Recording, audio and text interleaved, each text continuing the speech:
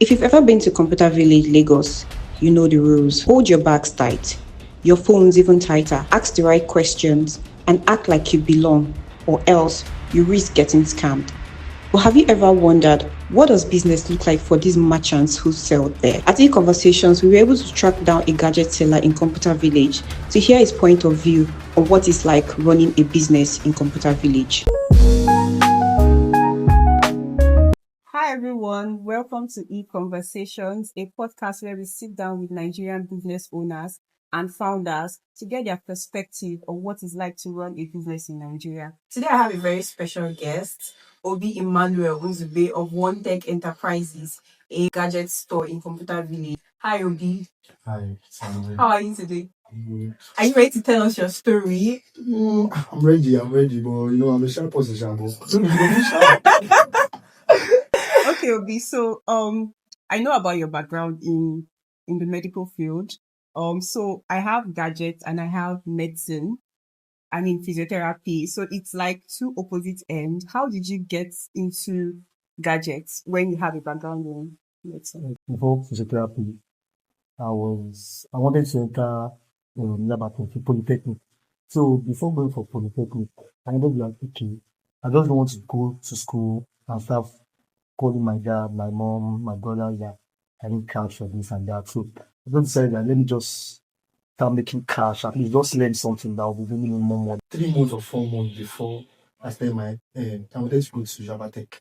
I just told my brother that, okay, because he works in Computer Village. So I just told him that, okay, I want to learn something. He said, oh, and I'll just come and stay with me. I said, no, that if I stay in the same, it will look somehow because I know me, like, when we are family, there are some things you tell me to do, and I'll be like, I don't want to do it. So I just told him that, okay, let me just go into the laptop line, like, fixing up laptop and so that if he has a friend, then he should open you up. So he said, okay, no problem. That was how I went to, I started going from that village, started learning, I became an apprentice, started working on laptops, formatting, if you want to change your screen and all. So that was how I started. How were you able to manage this with school? Was it not conflicting? So when I resumed Yabatek, I just put my Ikeda this for them. I put my Oga, because he's the Oga guy. So I think my Oga that boss, I'm not in school now. So I said I'll be coming like once or twice a week. So it was like no problem. When I got to Yabatek, I was telling people that okay, I'm into this, I'm into that. Yeah. So when I was getting these gigs, like 3,000 here, 2,000 here, that was how I started having little customers and getting money. A year after I got admission into Jabatech, that was after ND1.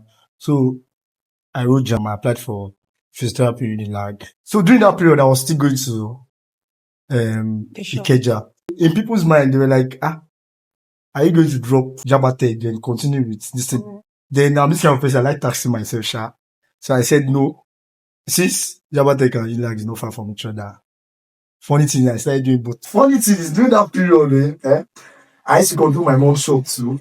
So after my first semester, I see my result, guy. I think I had like 2 C's, and I think 4 C's. Then the other was like D or so. I know until someone told me that to cross to medical school, you have to have a GP of 3.0. I think that was when semester wanted to start. Second semester wanted to start in Yabatech. So I was like, Omo, this one go hard though. Should I drop or not? But to God be the glory. I got funny, I was the last on the list.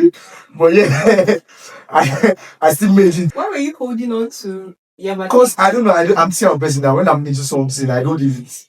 I make sure. Have both Exactly. secrets. I didn't know that again, it's not a level. If you have D, you have to write the course. I do not know. Because I used to switch Yabatech, so I don't even have time. After classes, I'm carrying my bag, I'm going to Yabatech, or I'm going to Keja. So like, I'm learning the whole movement. To be honest, it was not easy, sha.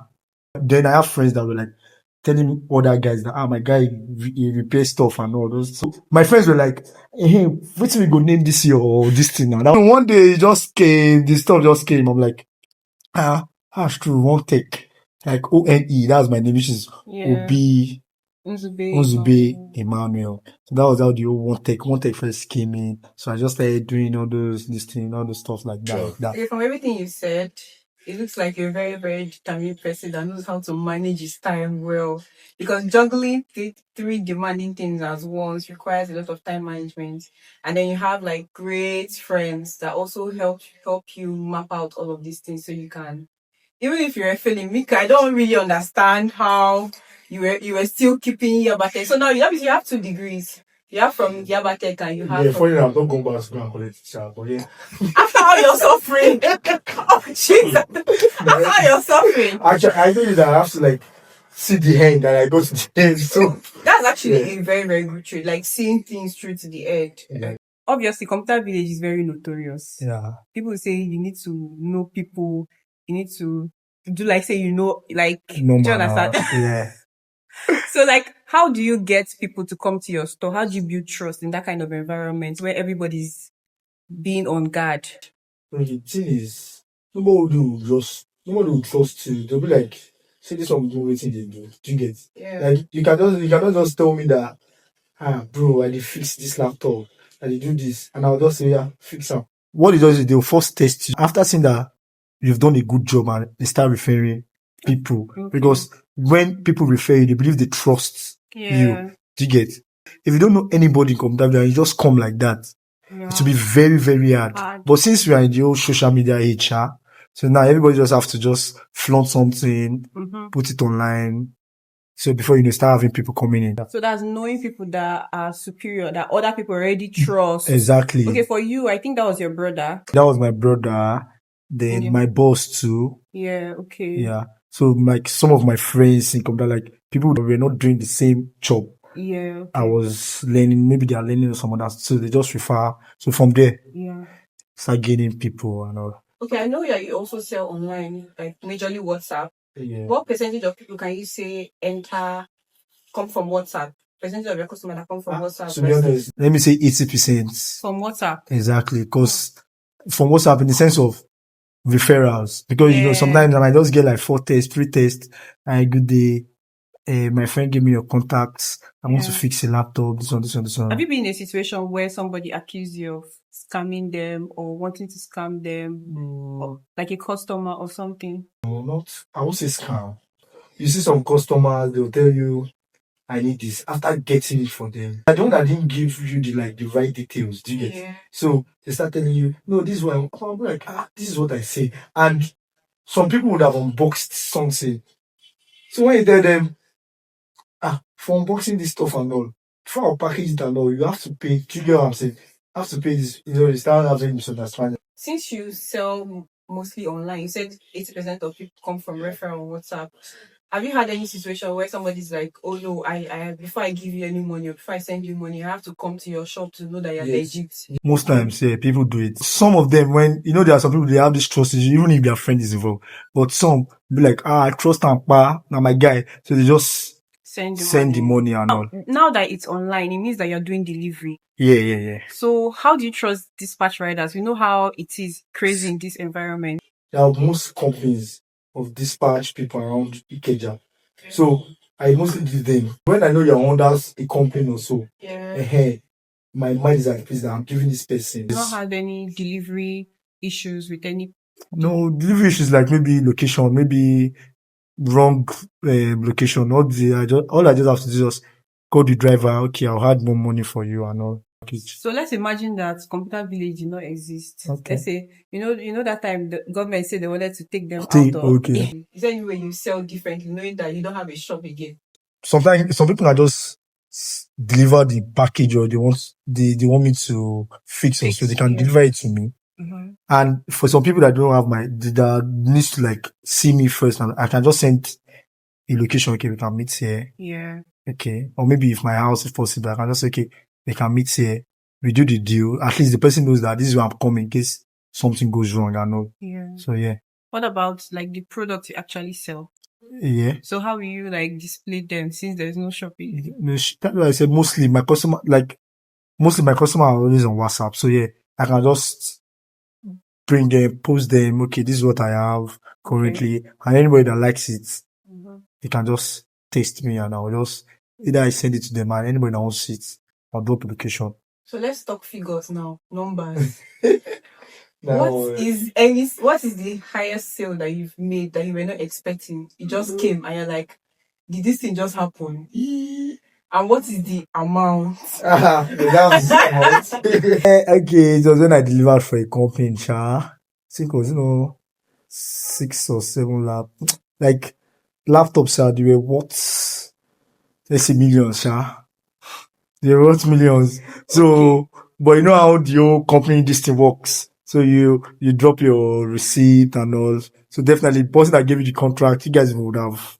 So yeah, it was when I worked for a company like that. So you had a contract to supply laptops Yeah, to a so company. exactly. You were not expecting the contract, or Actually, because the guy was like, people plenty on top of all this kind of, all this. So next day, one day just called me, you don't go through. Wow. I was like, well, so I just had to just deliver. So how do you decide what gadgets you add to your store? As the year goes by, so many gadgets are coming out. Yeah. So you just have to be up to date.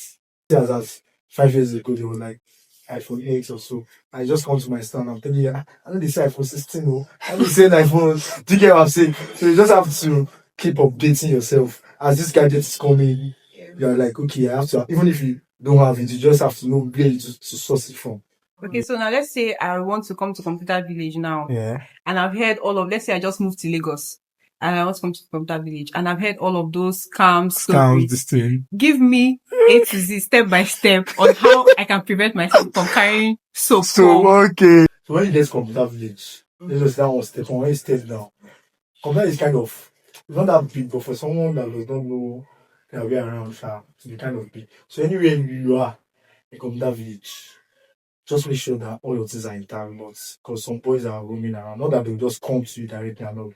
Tickets. Some people might just come scare you, but all you just have to just compose yourself. Don't feel as if this is my first time. So that anybody that is coming beside you, you're already like, because funny how those boys they read body language. There's how you be doing like, this one just come on, more just shalom. If you don't know, let's just say you don't know where you're going to now. Definitely see those boys saying they say charge waiting you want buy, they buy, they sell, they fix, the stuff. Let's just say you don't know. You can just ask them, okay, I want to go and do this, I want to get this, I want to get this. Yeah, they will take you to a place. But make sure where they are taking you to is like, it has a label, like it has an office. Yeah. There should be someone inside your office. And then you make sure you ask questions that, say that I get this office, all those kind of stuff. Let's just say, if anything should pop on the next 48 hours, this thing is not working, no. This one no good, though. This one no good, though. You just have to go back to that office. Just make sure that you are snapping something that will be like a landmark for you, so that when you want to come back, you're able to know that this is where I'm going to. Don't patronize any street guy. Yeah. They say you won't buy drink. Or you won't buy something. But don't patronize any street guy that has a phone and say, see this phone now, 24 months, it makes sense. That will be the worst mistake. They'll show you the exact phone. And see the phone, you see it yourself. You need to snap. Test them now. You snap, you do everything. And it's working. Everything is working. The moment you are done paying, just tell you, police they come. No, come this side, come this side. They'll just take it to one corner. So they're giving you a replica of that phone. In your own head, you've tested the phone. Yeah. You might not test it again. You just go. Before you know, you will see the phone no on. It's like one scenario. Some other people, what they will do is, when you give them the money, when they tell you, oh yeah, come this side. Let's just say you give them like 100K. You just talk, say, you guys see this phone, my God, SIM cannot sell out. They will not give you your money back. But in between those money, they might be also 1,000 here, 1,000 here, or 2,000 here, 2,000 here. In between them, there is paper. Yeah. It's paper. I know they've done it for like 2 of my guys. Where can we find you to buy from you? Give us your address. What services do you offer? Okay. I'm into laptop purchase. I buy and sell. I repair or I fix laptops. Okay. Anything related to motherboard, anything about laptops fixing, yeah, I deal in it. Same thing with iPhones. I help people to unlock their phone, to get a new phone, a UK used phone. My office is at Computer Village. So number 9 like in the streets. Okay. Like a 3-story building there, like the first floor. I'm B21. So, but if you cannot come physically, you can Also go to our Instagram page. Wontech99. That's the handle. Yeah. Let's do some quick rapid fire questions. Very fast. Just this or that. Okay, so brand new or UK used? UK used, but for the latest phones, brand new. For older phones, UK used. What's the best affordable iPhone for content creation? 12 Pro Max. What's the laptop with the best battery life for Nigerian power problem? HP 840 G3 is not bad. It's actually okay. 1040 G3 too is not bad. For somebody in your business, which one do you prefer? Selling online, selling offline? Which one is the best? Online is not bad, but I'll pick offline though. Okay, what's the easiest phone brand to maintain or repair in Nigeria? Currently, it's iPhone now. It's iPhone actually. What about laptop? Laptop. Easy to repair and maintain. Mostly HP because it's common. What we ask people to throw away to get another? Throw away your telephone. I guess from you, Abi. Thank you for discussing and telling us your story. We can see that you're determined, even though it's not easy. Even though it does not make sense. Check the day for him, Shabo. And we hope you enjoyed this episode. Thank you for staying with us. See you in the next episode. Bye.